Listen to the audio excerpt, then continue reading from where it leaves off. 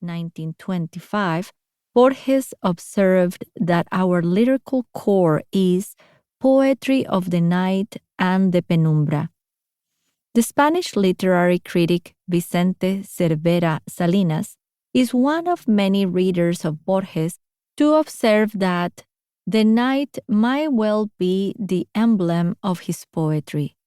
Throughout his career as poet, Borges returned to the night, the dark, and the crepuscular world of visions and dreams, themes that speak to the blindness that would overtake him slowly, over a long period of time. That slow nightfall, that slow loss of sight, began when I began to see.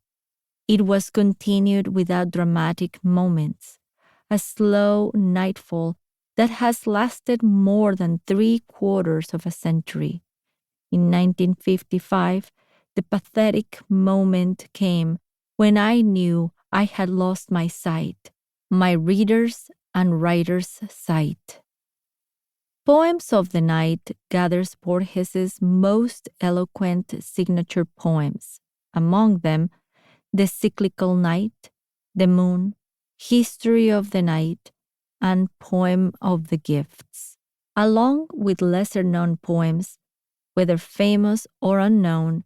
They all share oniric moments, explorations of sleep or insomnia, and meditations on death and blindness. While many of the translations have been previously published, 22 of the more than 50 poems collected here were translated especially for this book, and some appear in English for the first time. These include Insomnia, 1921, one of Borges's earliest poems, which illustrates that night was central to his poetry, even as he experimented with a jagged avant-garde style he would soon leave behind. And The Gift, 1985, one of his last, published in a Uruguayan literary journal shortly before his death. While Borges the fabulist is known to readers everywhere, many are unaware that he is also a major Latin American poet.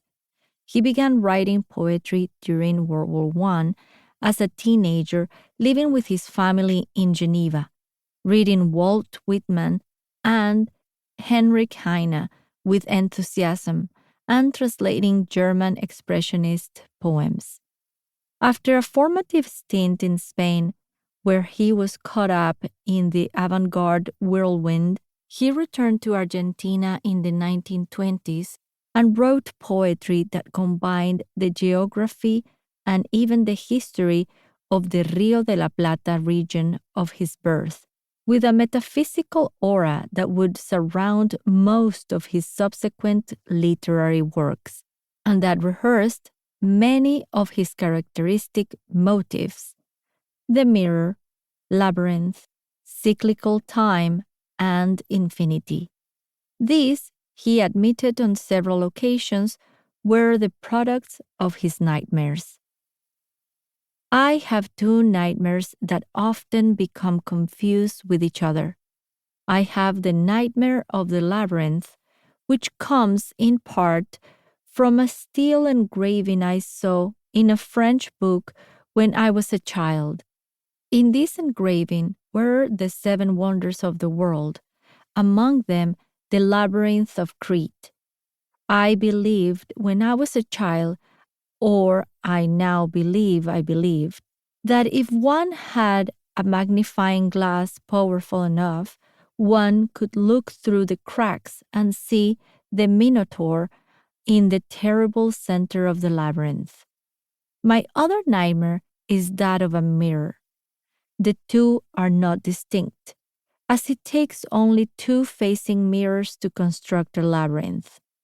I always dream of labyrinths or of mirrors.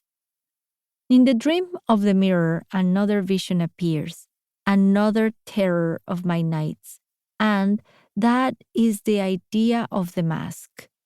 Masks have always scared me.